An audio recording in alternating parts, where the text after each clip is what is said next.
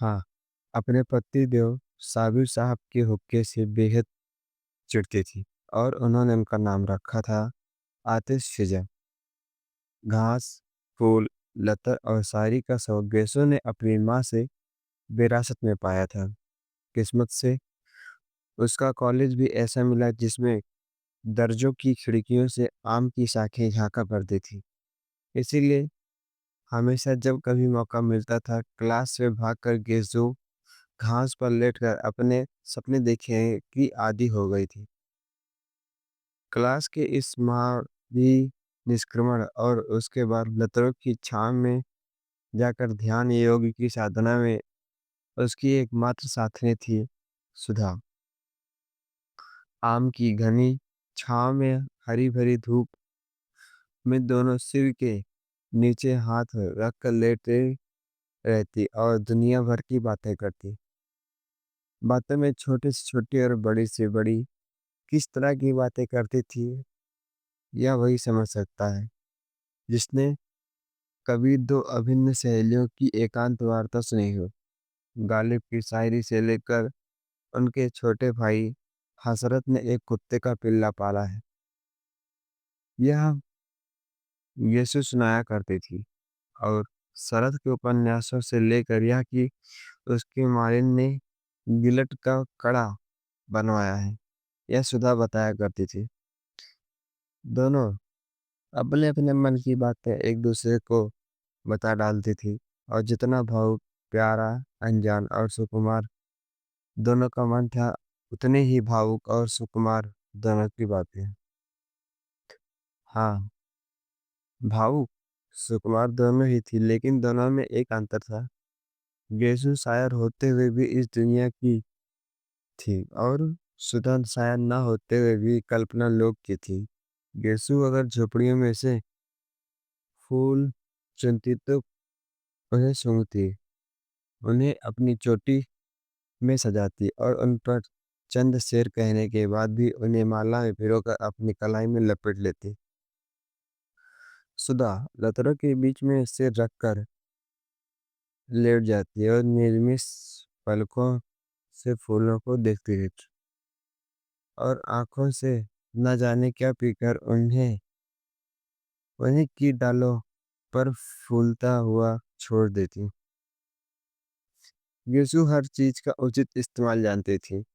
किसी भी चीज को पसंद करना या प्यार करने के बाद उसका क्या उपयोग है? क्रियात्मक यथार्थ जीवन में उस क्या स्थान है, यह यीशु खूब समझती थी। लेकिन सुधा किसी भी फूल के जादू में बन जाना चाहती थी, उसी की कल्पना में डूब जाना चाहती थी। लेकिन उसके बाद सुधा को कुछ नहीं मालूम था। यीशु की कल्पना और भावुक सूक्ष्मता शायरी में व्यक्त हो जाती थी।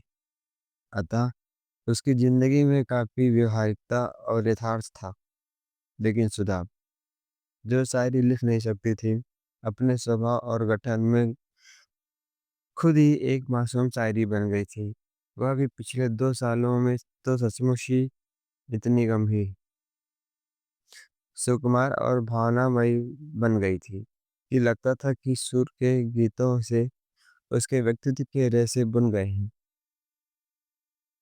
लड़कियां यीशु और सुधा के इस स्वभाव और उनकी अभिन्नता से वाकिफ थे और इसीलिए जब आज सुधा की मोटर आकर साहिबान में रुकी और उसने सुधा और यीशु हाथ में फाइल लिए उतरी तो कामनी ने हंसकर प्रभा से कहा, लो चंदा, सूरज की जोड़ी आ गई। सुधा ने सुन लिया, मुस्कुराकर यीशु की ओर, फिर कामनी और प्रभा की ओर देखकर हंसती। सुधा बहुत कम बोलती थी, लेकिन उसकी हंसी ने उसे खुश मिजाज साबित कर रखा था और वह सभी की प्यारी थी। प्रभा ने आकर सुधा के गले में बांह डालकर कहा, यीशु बानो, थोड़ी देर के लिए सुधा रानी को हमें दे दो, जरा कल के नोट्स उतारने हैं इनसे पूछकर। यीशु हंसकर बोली, उसके पापा से तय कर ले, फिर तो जिंदगी भर सुधा को पाल पोस, मुझे क्या करना है। जब सुधा प्रभा के साथ चली गई तो गेसु ने कामनी के कंधे पर हाथ रखा और कहा, कमो रानी, अब तो तुम ही हमारे हिस्से में पड़ी। आओ, चलो देखिए लतर में कुंदरू है। कुंदरू तो नहीं, अब चने का खेत हरिया आया है, कम्मो बोली। गृह विज्ञान का पीरियड था और मिस उमालकर पढ़ा रही थी। बीच की कतार की एक बेंच पर कामिनी, प्रभा, गेसु और सुधा बैठी थी। हिस्सा बाट अभी तक कायम था, अतः कामिनी के बगल में गेसु, गेसु के बगल में प्रभा और प्रभा के बाद बेंच के कोने पर सुधा बैठी थी। मिस उमालकर रोगियों के खान पान के बारे में समझा रही थी। मेज के बगल में खड़ी हुई, हाथ में किताब लिए हुए उसी पर निगाह लगाए वह बोलती जा रही थी। शायद अंग्रेजी की किताब में जो कुछ लिखा हुआ उसी का हिंदी में उल्था करते हुए बोलती जा रही थी। आलू एक नुकसानदेह तरकारी है रोग की हालत में। वह खुश्क होता है, गर्म होता है और हजम मुश्किल से होता है। सहसा गेसो ने एकदम बीच से पूछा, गुरुजी गांधी भी आलू खाते थे या नहीं? सभी हंस पड़े। मिस मालकन ने बहुत गुस्से से गेसु की ओर देखा और डांट कर कहा, why talk of Gandhi, I want no political discussion in class. Gandhi से क्या मतलब है? मैं दर्जे में राजनीतिक बहस नहीं चाहती। इस पर तो सभी लड़कियां की दबी हुई हंसी फूट पड़ी। मिस उमाल कर झल्ला गई और मेज पर किताब पटक कर बोली, साइलेंस, सभी चुप हो जाओ। उन्होंने फिर पढ़ना शुरू किया। जिगर के रोगियों के लिए हरी तरकारियां बहुत फायदेमंद होती हैं। लौकी, पालक और हर किस्म के हरे साग तंदुरुस्ती के लिए बहुत फायदेमंद होते हैं। सहसा प्रभा ने कोहनी मारकर गेसू से कहा, ले, फिर क्या है?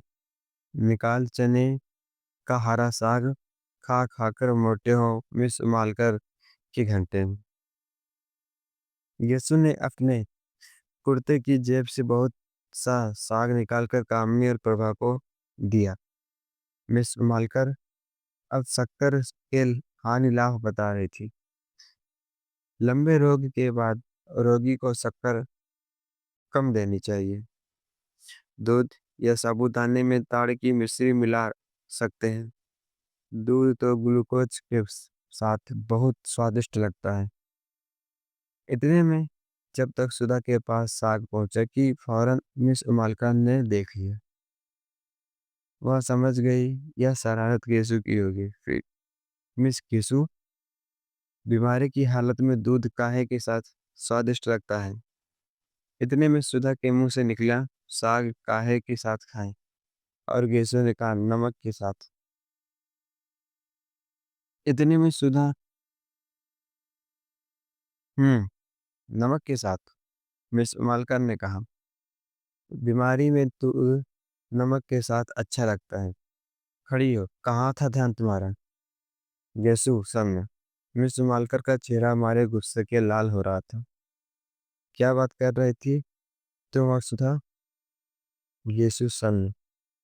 अच्छा, तुम लोग क्लास के बाहर जाओ और आज हम तुम्हारे गार्जियन को खत भेजेंगे। चलो जाओ बाहर। सुधा ने कुछ मुस्कुराते हुए प्रभा की ओर देखा और प्रभा हंस दी। यीशु ने देखा कि मिस उमाइकर का पारा और भी चढ़ने वाला है। जो वह चुपचाप किताब उठाकर चल पड़ी। सुधा भी पीछे पीछे चल दी। कामड़े ने कहा, खत वत भेजती रहना सुधा। और क्लास ठठाकर हंस पड़ी। मिस मालकर गुस्से से नीली पड़ गई। क्लास अब खत्म होगी और रजिस्टर उठाकर चल दी। गेसु अभी अंदर ही थी कि वह बाहर चली गई और उनकी जरा दूर पहुँचते ही गेसु ने बड़ी अदब से कहा, बड़े बेआबरू होकर तेरे कूचे से हम निकली। और सारी क्लास फिर हंस पड़ी। लड़कियां चिड़ियों की तरह फुर्र हो गई और थोड़ी देर में सुधा और गेसु बैडमिंटन फील्ड के पास वाले छतनार पाकड़ के नीचे लेटी हुई थी। बड़ी खुशनुमा दोपहर थी। खुशबू की लदें हल्की हल्की झांकी गेसु की ओढ़नी और करारे की सिलवटों से आंख मिचौली खेल रहे थे। आसमान में कुछ हल्के रुपहले बादल उड़ रहे थे और जमीन पर बादलों की सांवली छाएं दौड़ रही थी। घास के लंबे चौड़े मैदान पर बादलों की छायों का खेल बड़ा मासूम लग रहा था। जितनी दूर तक छां पड़ती उतनी दूर तक घास का रंग गहरा काही हो जाता था और जहां-जहां बादलों से छलकर धूप बरसने लगती, वहां-वहां घास का सुनहरे घानी रंग की हो जाती थी। दूर कहीं जाने दूर कहीं पर पानी बरसा था और बादल हल्के होकर खरगोश की मासूम स्वच्छंद बच्चों को की तरह दौड़ रही थी। सुधा आंखों पर फाइल की छां किए हुए बादलों की ओर एकटक देख रही थी। गेसु ने उसकी ओर करवट बदली और उसकी बेड़ी में लगे हुए रेशमी फीते को उंगली में उमेटते हुए एक लंबी सी सांस भरकर कहा, बादशाहों की मुअत्तर ख्वाबों में कहा, वह मजा तो भीगी भीगी घास पर सोने में है। मुतमईन बेफिक्र लोगों की हंसी में भी कहा, लुफ्त जो एक दूसरे को देख कर रोने में है। सुधा ने बादलों में से अपनी निगाहें नहीं हटाई, बस एक करुण सपनीली मुस्कुराहट बिखेर कर रह गई। क्या देख रही है सुधा? यीशु ने पूछा। बादलों को देख रही हूँ, सुधा ने बेहोश आवाज में जवाब दिया। यीशु उठी और सुधा की छाती पर सिर रखकर बोली, कैफ बर्दोस, बादलों को ना देख, बेखबर तू ना कुचल जाए कहीं। और सुधा के गाल में जोर की चुटकी काट ली। हाय रे, सुधा ने चीख कर कहा और उठ बैठी।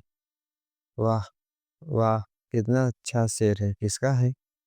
पता नहीं किसका है, गेसु बोली, लेकिन बहुत सच है। सुधा स- आसमां के बादलों के दामन में अपने ख्वाब टाक लेना और उनके सहारे जिंदगी बसर करने का ख्याल है तो बड़ा नाजुक मगर रानी बड़ा खतरनाक भी है।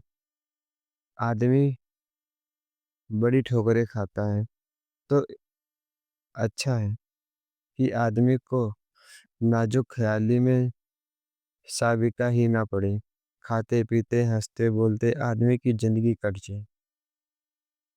सुधा ने अपना आंचल ठीक किया और लटों में से घास के तिनके निकालते हुए कहा, यीशु, अगर हम लोगों को भी शादी ब्याह के झंझट में ना फंसना पड़े और इसी तरह दिन काटे जाएं तो कितना मजा आए। हंसते बोलते पढ़ते लिखते घास में लेट कर बादलों से प्यार करते हुए कितना अच्छा लगता है। लेकिन हम लड़कियों की जिंदगी भी क्या, मैं तो सोचती हूँ यीशु कभी ब्याह ही ना करूँ, हमारे पापा का ध्यान कौन रखेगा। यीशु थोड़ी देर तक सुधा की आंखों में आंखें डालकर शरारत भरी निगाहों से देखती रही और मुस्कुराकर बोली, अरे अब ऐसी भोली नहीं हो रानी तुम। ये स्वभाव, ये उठान और यह ब्याह नहीं करेंगी, जोगन बनेंगी।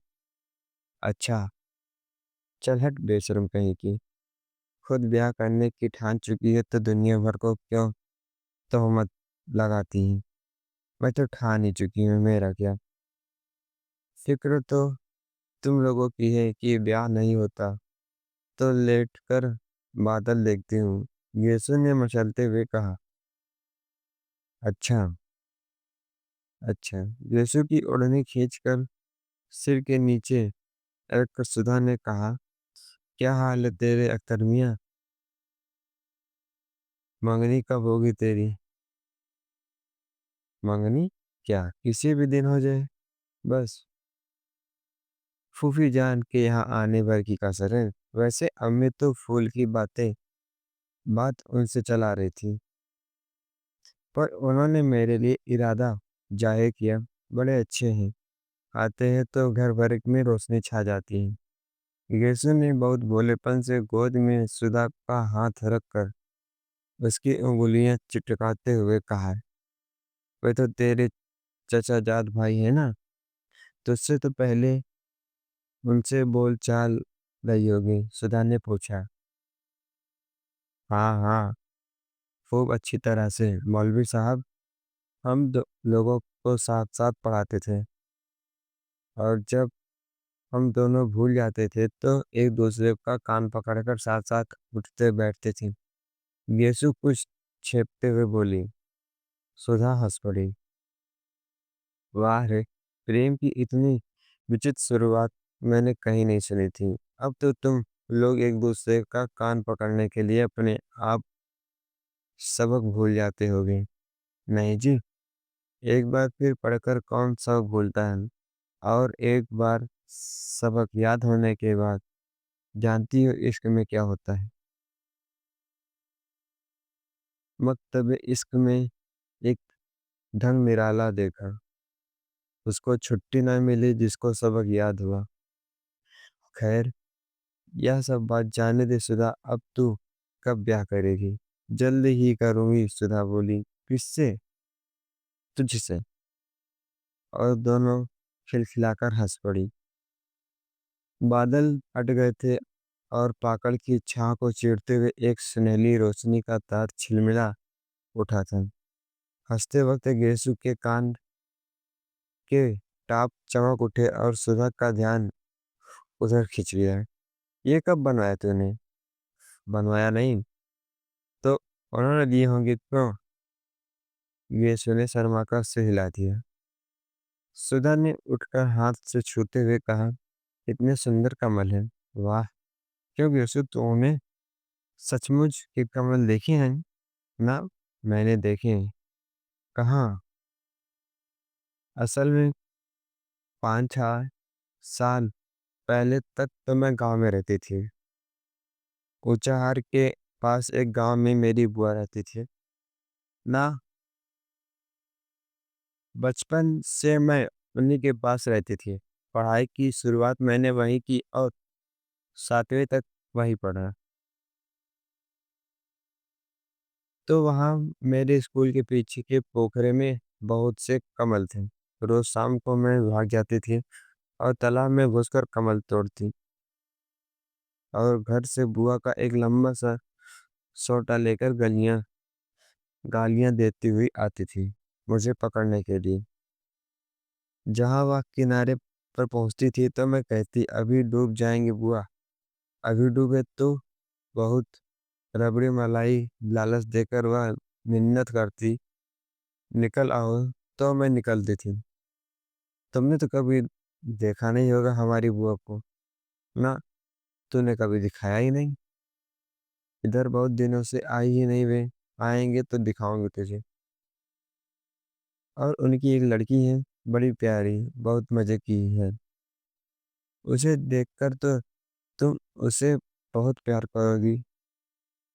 वो तो अब यही आने वाली है। अब यही पढ़ेगी। किस दर्जे में पढ़ती है? प्राइवेट विदुषी में बैठेगी इस साल। खूब गोल मटोल और हंसमुख है, सुधा बोली।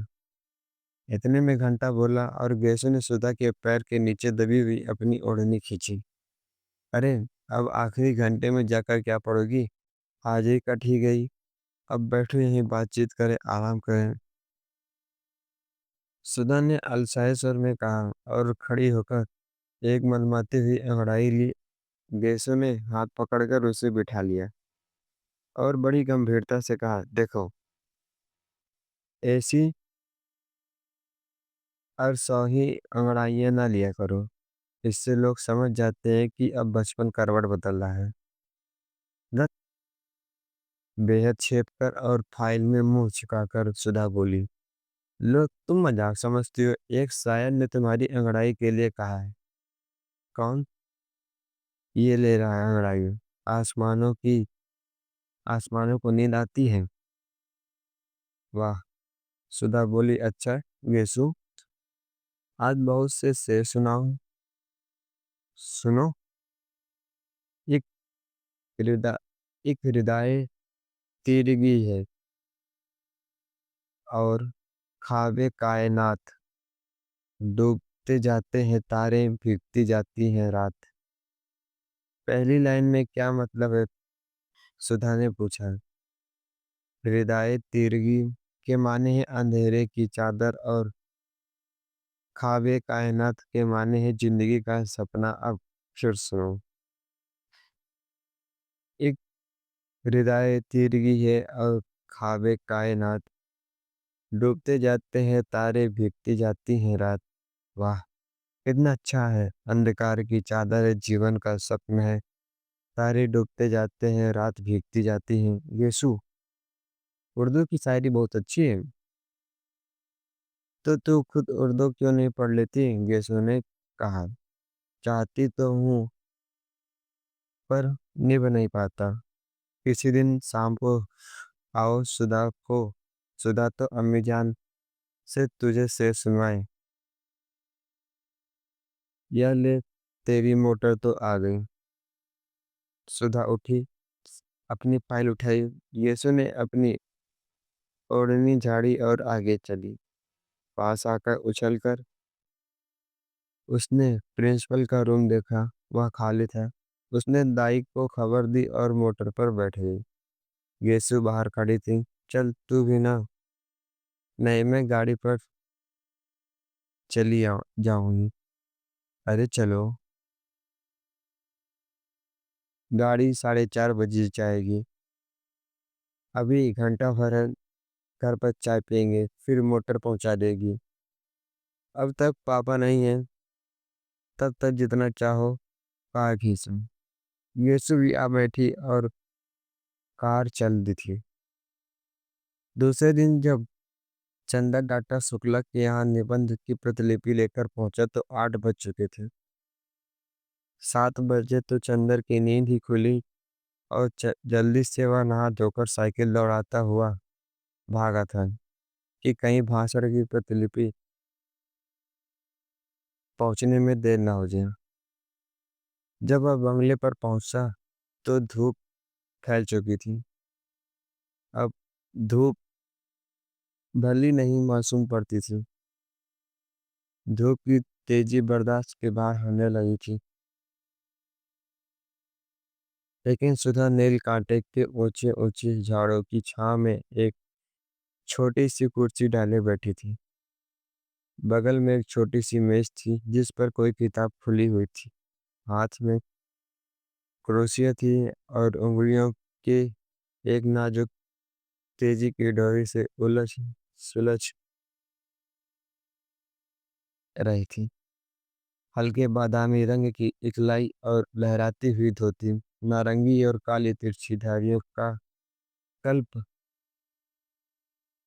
किया चुस्त ब्लाउज और एक कंधे पर उभरा एक उसका पफ ऐसा लग रहा था जैसे कि वहां पर कोई रंगीन तितली आकर बैठी हुई है और उसका सिर्फ एक पंखा उठा था। अभी शायद नहाकर उठी थी क्योंकि शरद की खुशनुमा धूप की तरह हल्के सुनहले बाल पीठ पर लहरा रहे थे। नील कांटे की टहनियों उनको सुनहली लहरें समझकर अटखेलियां कर रही थी। चंदर की साइकिल जब अंदर दिख पड़ रही थी तो सुधा ने उधर देखा, लेकिन कुछ भी न कहकर फिर अपनी क्रोशियां बुनने में लग गई। चंदर सीधा पोर्टिको में गया और अपनी साइकिल रख कर भीतर चला गया। डॉक्टर शुक्ला के पास स्टडी रूम में बैठक में सोने के कमरे में कहीं भी डॉक्टर शुक्ला नजर नहीं आए। हार कर वह बाहर आया तो देखा मोटर अभी गैरेज में है। तो वे वहाँ कहाँ जा सकते हैं?